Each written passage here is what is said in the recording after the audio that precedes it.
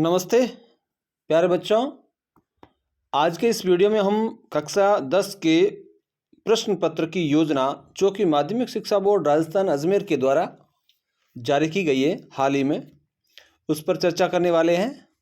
और इस वीडियो में हम यह भी जानेंगे कि हमारी पुस्तकों से व्याकरण इत्यादि से किस किस तरह के प्रश्न आएंगे और उसका ब्लूप्रिंट के अनुसार क्या भारांक रहेगा, इस पर विस्तार से चर्चा करने वाले हैं।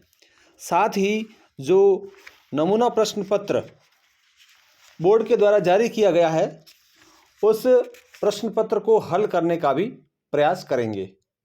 इसलिए आप यदि चैनल पर नए हैं तो इसे सब्सक्राइब करें और वीडियो को अंत तक जरूर देखें। सबसे पहले हम बात करते हैं कि हम कक्षा 10 में हिंदी विषय की इस वीडियो में बात करने वाले हैं और इसकी अवधि है वो 3 घंटे 15 मिनट है। पूर्णांक इसका 80 अंक का रहेगा। 3 घंटे 15 मिनट में 80 अंक के सवाल करने और शेष 20 अंक है वो सत्रांक के रूप में विद्यालय से बोर्ड को जाते हैं। अब हम बात करेंगे उद्देश्य हेतु अंक भार की, और इसमें अंक भार है वह ज्ञान, अवबोध, अभिव्यक्ति और मौलिकता के आधार पर बंटा हुआ है। ज्ञान को हम कह सकते हैं कि हम या कहें कि विद्यार्थी है वो कितना जानता है, उसे कितनी जानकारी है। और अवबोध को हम कह सकते हैं कि वह उस विषय के संबंध में जो प्रश्न है उसके बारे में कितना समझता है, कितना अर्थ ग्रहण कर पा रहा है और किसी तथ्य को कितना स्पष्ट रूप से जानता है, उसे कह सकते हैं। और अभिव्यक्ति हम कह सकते हैं कि जो हम विद्यार्थी है जो प्रकट करता है शब्दों के माध्यम से, जो उत्तर लिखता है, उसे अभिव्यक्ति कहते हैं। और मौलिकता यानी कि मूल रूप से उसी की शैली में, विद्यार्थी स्वयं की शैली में, स्वयं के शब्दों में जब लिख रहा होता है तो उसे मौलिकता कहते हैं। तो इस तरह का जो विभाजन है वो दे रखा है। ज्ञान का जो अंक भार है वह 17 है, अवबोध 19 अंक का, अभिव्यक्ति 29 अंक की और 15 अंक की मौलिकता। यानी कि सबसे ज़्यादा भारांक 36% है वो अभिव्यक्ति का है कि हम किसी प्रश्न का जो उत्तर है उसे कितना अच्छी तरह से प्रकट कर पा रहे हैं अपने शब्दों के माध्यम से। उसके बाद में अवबोध है कि हम किसी उत्तर को कितना समझ, किसी प्रश्न के उत्तर को है वो कितना समझ रहे हैं और उस समझ के अनुरूप हम अभिव्यक्त कर पा रहे हैं अथवा नहीं। और ज्ञान में हम या कहें कि विद्यार्थी है वो उस प्रश्न के उत्तर के बारे में कितना जानता है, इसका जो भारांक है वो 17 है। और मौलिकता का जो भारांक है वो 15 यानी कि 18% है। कुल 80 अंक भारांक है इसका। और सबसे जो ज़्यादा वेटेज है वो अभिव्यक्ति का है 29 अंक का। और इसमें आपको अच्छे शब्दों का चयन करके और शुद्ध वाक्यों के रूप में उसका उत्तर है वो सटीक लिखना है।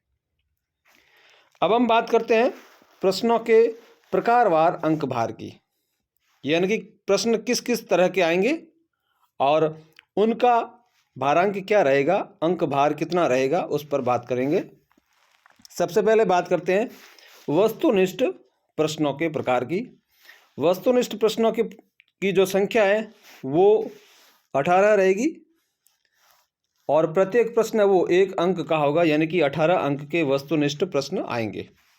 यह कुल 80 अंकों का जो 22.5% है और प्रतिशत प्रश्नों का प्रश्न जो है उसका 36% है। और संभावित समय है इसमें 22 मिनट लग सकते हैं हमें। इसी प्रकार दूसरा प्रकार है अति लघुत्रात्मक, यानी कि ऐसे प्रश्न जिनके जो उत्तर है हम आसानी से कह सकते हैं कि 1 लाइनर हो या फिर 10 से 20 शब्दों के हो। इनकी जो संख्या है वो 12 रहेगी और प्रत्येक प्रश्न 1 अंक का होगा और कुल अंक प्रतिशत है वो 15 रहेगा और प्रश्नों का जो 24% रहेगा। 27 मिनट मिलेंगे इसे लिखने के लिए। अति लघुत्रात्मक प्रश्न 1 लाइनर क्वेश्चन कह सकते हैं या कहें कि 20 शब्दों में जिसके उत्तर हो। ऐसे 12 प्रश्न आएंगे। तो 18 प्रश्न वस्तुनिष्ठ और 12 प्रश्न अति लघुत्रात्मक, कुल मिलाकर 30 प्रश्न आपके यहाँ पर पहले 2 प्रकार के रूप में बन रहे हैं। अब हम बात करते हैं लघुत्रात्मक प्रश्न, जिन प्रश्नों के उत्तर है हमें लगभग 80 शब्दों में देने हैं। ऐसे प्रश्नों की संख्या है वो 13 है और प्रत्येक प्रश्न का जो अंक भार है वो 2 है, यानी कि 26 अंक के प्रश्न आएंगे वो लघुत्रात्मक आएंगे। यह कुल अंकों का प्रतिशत है 32 है और प्रश्नों की यदि बात करें तो उसका 26% है। इसमें लगभग 69 मिनट का समय हमें लग सकता है। इसके बाद में दीर्घ उत्तरीय प्रश्न आपके नहीं आने हैं और निबंधात्मक प्रश्न आपके आएंगे। प्रश्नों की जो संख्या है वो 4 और 3 रहेगी। 4 प्रश्न आएंगे जिनका अंक भार है वो प्रत्येक प्रश्न का 3 रहेगा और 3 प्रश्न ऐसे आएंगे जिनका अंक भार 4 रहेगा, यानी कि 3 नंबर के 4 प्रश्न आएंगे और 4 नंबर के 3 प्रश्न आएंगे। तो इस तरह से कुल 50 प्रश्न आपके पेपर में आपको मिलेंगे 80 अंक के, और उसके लिए आपको 195 मिनट का समय मिलेगा। तो सबसे ज़्यादा जो समय है वह आपको निबंधात्मक प्रश्नों के लिए और लघुत्रात्मक प्रश्नों के लिए मिलेगा। शेष वस्तुनिष्ठ और अतिरिक्त अति लघुत्रात्मक प्रश्न हल करने के लिए आपको लगभग 50 मिनट का समय मिलेगा, 49 मिनट का समय मिलेगा। अब हम बात करते हैं विषय वस्तु का अंक भार। कौन सी विषय या कौन सा टॉपिक है वह कितने अंक का आएगा बोर्ड में। सबसे पहले बात करते हैं तो अपठित गद्यांश और पद्यांश दोनों की बात है, और ये 10 अंक के आएंगे, यानी कि 5 अंक का अपठित गद्यांश और 5 अंक का अपठित पद्यांश आएंगे। इसके बाद में आएंगे निबंध की बात करते हैं तो 4 अंक का निबंध आपके आएगा, और ये निबंध है वो उसके 4 ऑप्शन आपके सम्मुख होंगे। चारों विषयों में से किसी एक विषय को पसंद करके आपको निबंध लिखना है। पत्र है वह 4 अंक का आएगा, और विज्ञापन यह भी 4 अंक का आएगा, और व्याकरण एवं रचना से संबंधित 12 अंक के प्रश्न आएंगे। ये प्रश्न छोटे हो सकते हैं, 1 या 2 अंकों के, या रिक्त स्थान इत्यादि में आ सकते हैं। और आपकी जो पाठ्य पुस्तक है, पहली पाठ्य पुस्तक है क्षितिज, यह 36 अंक की आएगी। सर्वाधिक जो अंक भार है वो क्षितिज का है। क्षितिज के सारे पाठ हैं गद्यांश और पद्यांश, गद्य पद्य दोनों मिलाकर के 36 अंक के हैं। और एक पुस्तक है कृतिका, यह 10 अंक की पुस्तक है। तो इस तरह से 80 अंक भार का जो विभाजन है वो इस प्रकार किया गया है। अपठित का आपको अभ्यास करके और निबंध का भी आपको अभ्यास करना पड़ेगा, पत्र भी लिखने पड़ेंगे, विज्ञापन इत्यादि जो है इसके बहुत सारे उदाहरण हैं आपको पढ़ने पड़ेंगे, तब जाकर के आपके ये जो अपठित निबंध, पत्र और विज्ञापन अच्छी तरह से तैयार होंगे। और पुस्तक में सारे सवाल हैं, उनका वर्गीकरण अब हमने पहले कर लिया है कि पुस्तकों में से कौन कौन से आएंगे, और जब हम प्रश्न पत्र को हल करेंगे तो और अधिक स्पष्ट हो जाएगा आपको कि किस किस तरह के प्रश्न आ रहे हैं और किन किन पुस्तकों से, किन पाठों से आ रहे हैं, ये और स्पष्ट हो जाएगा। अब हम आगे बढ़ते हैं, हम बात करते हैं प्रश्न पत्र के ब्लूप्रिंट की। हिंदी विषय में पूर्णांक इसका 80 अंक है, और कक्षा 10 की बात कर रहे हैं। इसमें अपठित जो गद्यांश और पद्यांश आएंगे उसमें ज्ञान के 6 अंक हैं, और अवबोध में विषय वस्तु के 2 अंक हैं। साथ ही जो मौलिकता है या हमारी जो लेखन शैली है उसके 2 अंक निर्धारित किए हैं। इस तरह से कुल 10 अंक अपठित का इस प्रकार निर्धारण किया है। अब हम बात करते हैं निबंध की। निबंध में अवबोध का 1 अंक, साथ ही 1 अंक अभिव्यक्ति का, और 2 अंक आपकी मौलिकता के। यानी जो आप विषय पसंद कर रहे हैं, जिस पर आप निबंध लिख रहे हैं, उस विषय में मूल रूप से आपके विचार होने चाहिए। आपकी लेखन शैली है वो अच्छी आपकी स्वयं की होनी चाहिए, शब्दों का उचित चयन होना चाहिए, तब जाकर के आपको 4 अंक मिलेंगे। अब हम बात करते हैं पत्र की। पत्र में 1 अंक अवबोध का, 1 अंक अभिव्यक्ति का और 2 अंक मौलिकता के या कौशल के। विज्ञापन में 1 अंक अवबोध का, 1 अंक अभिव्यक्ति का और 2 अंक मौलिकता के, इस प्रकार विभाजन किया गया है। साथ ही व्याकरण और रचना के भाग में 6 अंक हैं वो ज्ञान आधारित है। ये 6 अंक वस्तुनिष्ठ प्रश्नों के हैं और 1 अंक अति लघुत्रात्मक प्रश्नों का है। बाद में 2 अंक के 2 प्रश्न आएंगे अवबोध के रूप में और 2 अंक का 1 प्रश्न आएगा आपके अभिव्यक्ति के रूप में। जो प्रश्न आएगा उसके जो अंक है वो निर्धारित किए गए हैं और 1 अंक आपका मौलिकता का निर्धारित किया है। तो व्याकरण और रचना में आपके 12 अंक की कुल है और इसमें आपका जो ज्ञान के 7 अंक, अवबोध के 2 अंक, अभिव्यक्ति के 2 अंक और 1 अंक मौलिकता का निर्धारित किया गया है। क्षितिज पुस्तक में ज्ञान के 2 अंक, अवबोध के 1 और 3, 4 अंक, साथ 2 अंक और कुल मिलाकर 6 अंक और अभिव्यक्ति के 3, 11 और 8, 21-22 अंक ये हो गए और मौलिकता के ये 6 अंक, कुल मिलाकर 36 अंक का विभाजन किया गया है। और कृति का में भी ज्ञान का 1 अंक, अवबोध का 1, 2 और अवबोध के 2, 4 यानी कि कुल 6 अंक और ज्ञान के 1 और 1, 2 अंक और अभिव्यक्ति के 2 अंक हैं और इस तरह से कुल 10 अंक का जो विभाजन है वो ब्लूप्रिंट के अनुसार यहाँ पर किया गया है। तो यहाँ पर आपको ज्ञान, अवबोध, अभिव्यक्ति और मौलिकता चारों ही चीज़ों का ध्यान रखना है। यानी कि हमारे पास उस उत्तर का जो प्रश्न है उस जिसका हम उत्तर लिख रहे हैं, उत्तर को पढ़ते समय परीक्षक को ऐसा लगना चाहिए कि इसे पर्याप्त ज्ञान है और यह अपनी शैली में लिख रहा है और जो इसका शब्द चयन है या प्रकट करने की जो शैली है वो इसकी खुद की है और अच्छी है और साथ ही यह सारे तथ्यों को स्पष्ट रूप से जानता है और स्पष्ट रूप से लिख भी रहा है। तो इस बात का हमें ध्यान रखना होता है। अब हम बात करते हैं मॉडल पेपर या कहें कि नमूना प्रश्न पत्र जो कि माध्यमिक शिक्षा बोर्ड ने जारी कर रखा है। हम हिंदी विषय की बात कर रहे हैं और ये पूर्णांक 80 का होगा और 3 घंटे 15 मिनट का यह पेपर होगा। इसमें निर्देश जो सामने दे रखे हैं उसे हमें ध्यान से पढ़ना है। पहला निर्देश है, परीक्षार्थी सर्वप्रथम अपने प्रश्न पत्र पर नामांक अनिवार्य रूप से लिखेंगे, रोल नंबर। सभी प्रश्न आपको हल करने अनिवार्य हैं। प्रत्येक प्रश्न का उत्तर दी गई उत्तर पुस्तिका में ही लिखें। जो आपको उत्तर पुस्तिका मिलेगी उसमें आपको सभी उत्तर लिखने हैं। जिन प्रश्नों के आंतरिक खंड है उन सभी के प्रश्न के उत्तर एक साथ ही लिखें।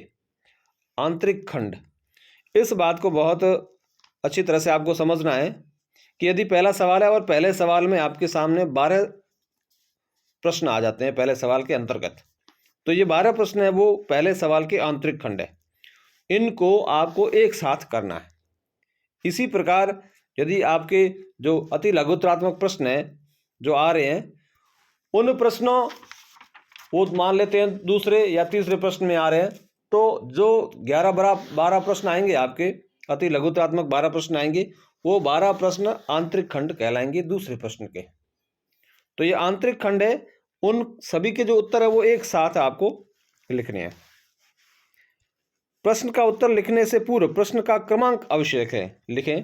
यानी कि आप कौन से प्रश्न का उत्तर लिख रहे हैं, आपको प्रश्न लिखने की आवश्यकता नहीं है, उस प्रश्न का सही क्रमांक अवश्य लिखें जिससे कि उसका मूल्यांकन है वो सही हो सके। प्रश्न संख्या 17, 18, 19, 20, 22, 23 आंतरिक विकल्प हैं। ये जो प्रश्न है इनमें आंतरिक विकल्प हैं और इन प्रश्नों में से आपको विकल्प के अनुसार चयन करते हुए उत्तर लिखना है। अब हम बात करते हैं मॉडल पेपर में पहले प्रश्न की। और पहला प्रश्न है, निम्नलिखित अपठित गद्यांश को पढ़कर पूछे गए प्रश्नों के उत्तर लिखिए। आपको सबसे पहले ये जो अपठित गद्यांश है इसे कम से कम इसे 2 बार अवश्य पढ़ना है और 2 बार पढ़ने के बाद में सभी प्रश्नों का अध्ययन करना है। और सभी प्रश्नों का अध्ययन करने के बाद में पुनः इस गद्यांश से प्रश्नों के उत्तर खोजते हुए प्रश्नों को हल करना है। और इन प्रश्नों के जो क्रमांक है वो जो पहला सवाल है इसके आंतरिक खंड के रूप में प्रश्न आ रहे हैं। तो इन आंतरिक खंडों के जो उत्तर है वो एक साथ लिखने हैं। पहले का एक, पहले का दूसरा, पहले का तीसरा, पहले का चौथा, पहले का पांचवा, इस तरह। हम बात करते हैं पहले सवाल की। उपर्युक्त गद्यांश का उचित शीर्षक है। शीर्षक सही क्या है आपको वह लिखना है। और यह जो गद्यांश जब आप पढ़ेंगे तो आपको लगेगा कि यह जयशंकर प्रसाद जी के बारे में लिखा गया है। तो इसका जो शीर्षक है वह जयशंकर प्रसाद रखना उचित है। इसी प्रकार दूसरे प्रश्न की बात करते हैं। प्रसाद जी संबंधित थे। प्रसाद जी है वो सुंगनी साहू घराने से संबंधित थे। अविकल्प सही है। तीसरा प्रश्न है, प्रसाद जी ने सर्वप्रथम कौन सी भाषा में कविता लिखी। इसका सही उत्तर है ब्रज भाषा में। और चौथा प्रश्न है, निम्न में से कौन सी रचना जयशंकर प्रसाद की है। तो 4 रचनाएं हैं, इसमें से जयशंकर प्रसाद की रचना कौन सी है हमें उसका चुनाव करना है। जो पहली है आंसू, यह इनकी रचना है। शेष रचनाओं के मिलते जुलते नाम है, आपको कंफ्यूज करने वाले हैं, लेकिन ये रचनाएं इनकी है नहीं। पांचवा प्रश्न है, जयशंकर प्रसाद ने छायावाद का बीजारोपण किस रचना में किया। इसका सही उत्तर है अ झरना। अब हमारे सम्मुख आता है दूसरा, इसी पहले प्रश्न के अंतर्गत पद्यांश या कहें कि अपठित काव्यांश पूछा गया है। और यह प्रश्न संख्या 6 से 10 तक है। यह पद्यांश आपको अच्छी तरह से पढ़ना है, इसका अर्थ को समझना है, इसे भी कम से कम 2 बार पढ़ना है। उसके पश्चात आपको जो प्रश्न है उन प्रश्नों को पढ़ना है और फिर प्रश्नों के उत्तर है वो इसी में से खोजने का प्रयास आपको करना है। 5 प्रश्न हमने पहले हल कर दिए हैं गद्यांश के। और अब पद्यांश का जो पहला प्रश्न है वो है, उपर्युक्त काव्यांश का उचित शीर्षक है। तो इसका जो सही उत्तर है वह है पथ की पहचान। 7वां प्रश्न है, बटोही शब्द का अर्थ है। इसका सही उत्तर है पथिक। 8वां है, सुमन का पर्यायवाची युग्म है। यानी कि यहाँ पर जो पर्यायवाची दे रखे हैं 3-3, इनमें से कौन सा विकल्प है जिसमें तीनों ही पर्यायवाची हैं वो सुमन के है। तो यह है विकल्प स, फूल, पुष्प, प्रसून। ये तीनों ही पर्यायवाची हैं वो सुमन के हैं। 9वां प्रश्न है, उक्त काव्यांश में कौन सी शब्द शक्ति का प्रयोग हुआ है। तो इसमें अभिधा शब्द शक्ति का प्रयोग हुआ है। 10वां प्रश्न है, प्रस्तुत काव्यांश में कंटकों के सर का अर्थ है। तो यहाँ पर इसका अर्थ है दुख। तो यह पहला प्रश्न था। इसके आंतरिक खंड में 10 प्रश्न थे और 10 प्रश्नों को हमने हल कर लिया है। 11वां प्रश्न है, इसी पहले सवाल के अंतर्गत है, उन्मेष शब्द का अर्थ है वो क्या है। उन्मेष शब्द का जो अर्थ है वो है उपर्युक्त सभी। यानी कि प्रकाश, दीप्ति और उजाला, ये चारों ही उन्मेष शब्द के अर्थ हैं। और 12वां प्रश्न है, जॉर्ज पंचम की नाक कहानी है। यह जॉर्ज पंचम की नाक कहानी से लिया गया है। और 10 तक प्रश्न है संख्या है वो तो हमें अपठित गद्यांश और पद्यांश से थी। और 11वां और 12वां प्रश्न है वो पाठ्य पुस्तक से लिया गया है। तो 12वें प्रश्न का जो सही उत्तर है वो है अ, जॉर्ज पंचम की नाक है वह व्यंग्यात्मक कहानी है। ये 12 प्रश्न थे। पहले 12 प्रश्न पहले प्रश्न के आंतरिक खंड के रूप में थे। अब हमारे सम्मुख हैं 6 प्रश्न है जो कि दूसरे प्रश्न के आंतरिक खंड है। तो प्रश्न दूसरे की हम बात कर रहे हैं। प्रश्न दूसरा है, रिक्त स्थानों से संबंधित है। 6 रिक्त स्थान है, हमें इसकी पूर्ति करनी है। पहला है, गाय, आदमी, पुस्तक आदि शब्द रिक्त स्थान संज्ञा का बोध कराते हैं, जातिवाचक संज्ञा का बोध कराते हैं। दूसरा प्रश्न है, जिस सर्वनाम का प्रयोग रिक्त स्थान के लिए किया जाता है उसे प्रश्नवाचक सर्वनाम कहते हैं। तो इस रिक्त स्थान में आएगा, प्रश्न पूछने के लिए किया जाता है। प्रश्न पूछने के लिए किया जाता है उसे प्रश्नवाचक सर्वनाम कहते हैं। तीसरा प्रश्न है, ऐसे शब्द जो संज्ञा या सर्वनाम की विशेषता बताते हैं क्या कहलाते हैं? विशेषण कहलाते हैं। चौथा प्रश्न है, अविकारी शब्द ही अव्यय कहलाते हैं। पांचवा प्रश्न है, अनुज शब्द में उपसर्ग है, इसमें अनु उपसर्ग है। और छठा प्रश्न है, मानवता शब्द में मूल शब्द है, इसमें मनु शब्द है वो मूल है। ये दूसरा प्रश्न था जिसके आंतरिक खंड के रूप में हमने 6 प्रश्नों को हल किया। अब हम बात करते हैं तीसरे प्रश्न की। यह अति लघुत्रात्मक प्रश्नों के रूप में आंतरिक खंड के रूप में हमें यहाँ पर 12 प्रश्न दे रखे हैं।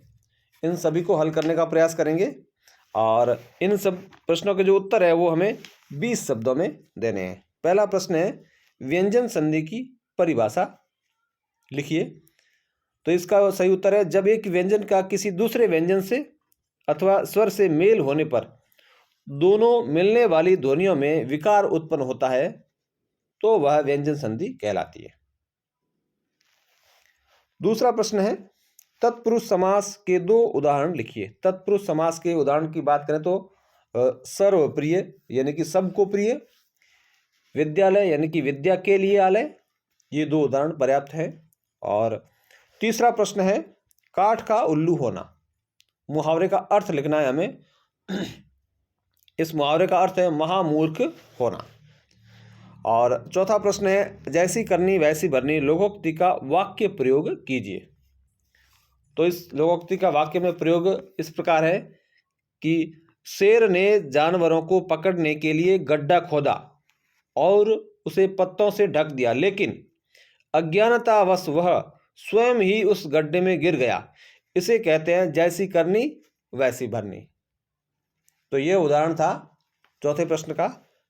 पांचवा प्रश्न है, यतीन्द्र मिश्र का जन्म कब और कहाँ हुआ? तो यतीन्द्र मिश्र का जन्म 1977 में अयोध्या उत्तर प्रदेश में हुआ। छठा प्रश्न है, महावीर प्रसाद ने क्या तर्क देकर स्त्री शिक्षा का समर्थन किया? इसके उत्तर में 3 तर्क हैं, आप पाठ्यपुस्तक में देखें। छठा प्रश्न है, बच्चे की तंतुरित मुस्कान का कवि के मन पर क्या प्रभाव पड़ा? तो 7वें प्रश्न के उत्तर के रूप में हम कह सकते हैं कि वह उसे देखकर प्रसन्न हो उठता था और उसका उदास मन है वो सुंदर कल्पनाओं में डूब जाता था। 8वां प्रश्न है, गिरिजा कुमार माथुर की किन्हीं 2 रचनाओं के नाम लिखिए। तो गिरिजा कुमार माथुर की रचनाएं हैं धूप के धान, शिला पंख चमकीले, नाश और निर्माण। अब हम बात करते हैं 9वें प्रश्न की। 9वां प्रश्न है, संगतकार कविता किसके महत्व पर विचार करती है?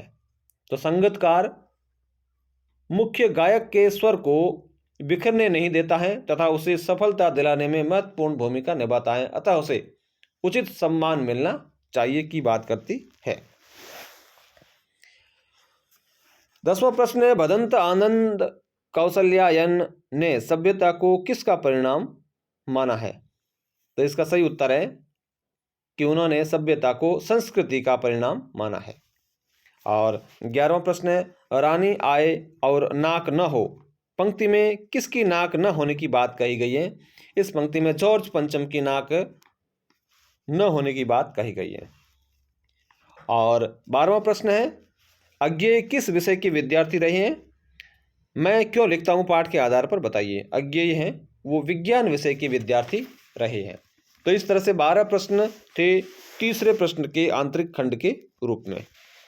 इसके बाद में खंड ब में प्रश्न संख्या 4 से 16 तक हैं और ये 2 अंक के प्रश्न आपके सम्मुख दे रखे हैं और जिनकी सब सीमा आपको ध्यान रखना है। उत्तर सीमा 45 शब्द रखी गई है। तो ये जो प्रश्न है वो पाठ्य पुस्तकों से पूछे गए हैं, दोनों ही पाठ्य पुस्तकों से पूछे गए हैं। और चौथा सवाल है, माता कांचल पाठ के बाल स्वभाव की किस विशेषता का पता चलता है। पांचवा सवाल है, शांति और अहिंसा की प्रतीक ये पताकाएं, इन पताकाओं का क्या महत्व बताया गया है। साना साना हाथ जोड़ी पाठ के आधार पर बताइए। तो दोनों ही पुस्तकों से प्रश्न इसमें पूछे गए हैं जो कि 2-2 अंक के हैं और लगभग 45-50 शब्दों में इसका उत्तर देना है। तो ये जो है चौथे सवाल से लेकर के 16 सवाल तक के 2-2 अंक के है। और खंड स में आपके सम्मुख सप्रसंग व्याख्या है और सप्रसंग व्याख्या में आपको विकल्प दे रखे हैं। किसी एक व्याख्या का चयन करके आपको उसकी सप्रसंग व्याख्या लिखनी है और सप्रसंग व्याख्या में आपको ध्यान ये रखना है, प्रसंग के साथ साथ आपको संदर्भ भी लिखना है। इसके बाद में आपको व्याख्या करनी है और अंत में आपको इस गद्यांश की मुख्य बातें, इस गद्यांश की भाषा और इस गद्यांश में यदि व्याकरण की दृष्टि से कोई खासियत है तो उसका वर्णन आपको अवश्य करना है। तो यह 3 अंक की सप्रसंग व्याख्या है और इसके बाद में सप्रसंग व्याख्या पद्यांश में भी आती है, यह भी 3 अंक की है। इसमें भी आपको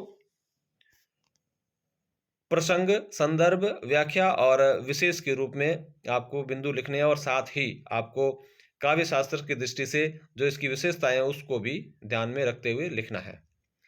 उसके बाद में ये 19वां 20वां सवाल है खंड स में, ये भी विकल्प के तौर पर है, आपको अथवा में दे रखे हैं। किसी एक प्रश्न का जिसका उत्तर आपको अच्छी तरह आता है उसका चयन करके आपको लिखना है। खंड द में 21वां सवाल है और यह सवाल है निबंध लिखने का। निबंध में आपके सम्मुख यहाँ पर शीर्षक के साथ साथ उसके कुछ बिंदु भी दे रखे हैं और 4 अंक का यह निबंध है और इसकी शब्द सीमा आपको 300 से 350 शब्द, यानी कि कम से कम आपको 300 शब्द लिखने हैं और अधिकतम आपको 350 शब्द लिखने हैं। तो इसमें आपको निबंध का शीर्षक भी दे रखा है और साथ में निबंध के शीर्षक के साथ साथ आपको निबंध के कुछ बिंदु दे रखे हैं जिन पर आपको विशेष रूप से लिखना है। तो ये 4 विकल्प आपको दे रखे हैं। और उसके बाद में 22वां प्रश्न है आपके लिए, यहाँ पर निमंत्रण पत्र है वो लिखना है आपको, 4 अंक का है और अथवा में आपको अंग्रेजी विषय का जो रिक्त पद है उसके लिए आपको प्रार्थना पत्र लिखना है।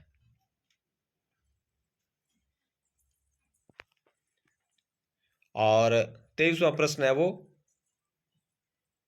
आपको लिखना है, एक विज्ञापन लिखना है और यह 4 अंक का है और विज्ञापन आपको यहाँ पर दे रखा है कि नव अंकुर विधवा महिला सहायता संस्था जयपुर द्वारा बनाई गई कारपेट की बिक्री हेतु, इस संस्था ने कारपेट बनाए उसकी बिक्री हेतु आपको विज्ञापन लिखना है। अथवा में आपको दे रखा है कि आपके विद्यालय में SCPW शिविर में निर्मित अनुपयोगी सामग्री से उपयोगी सामग्री बिक्री हेतु एक विज्ञापन लिखिए, यानी कि आपने SCPW शिविर में जो अनुपयोगी सामग्री थी उससे आपने उपयोगी सामग्री बनाई है और उस हेतु अब उस सामग्री को बेचने हेतु आपको एक विज्ञापन तैयार करना है। तो ये थे आपके प्रश्न पत्र का जो छोटे छोटे प्रश्न थे उनको मैंने हल करने का प्रयास किया है और प्रश्न किस प्रकार आएगा और किस पोर्शन से कितने प्रश्न आएंगे इत्यादि समझाने का मैंने काम किया है। उम्मीद है आपको यह पसंद आया होगा और यदि यह वीडियो पसंद आया तो आप अपनी प्रतिक्रिया कमेंट बॉक्स में लिखिए और अपने मित्रों के साथ इसे साझा कीजिए। चैनल यदि सब्सक्राइब नहीं किया है तो इसे सब्सक्राइब करें। फिर मिलते हैं एक नए वीडियो में, तब तक के लिए जय हिंद।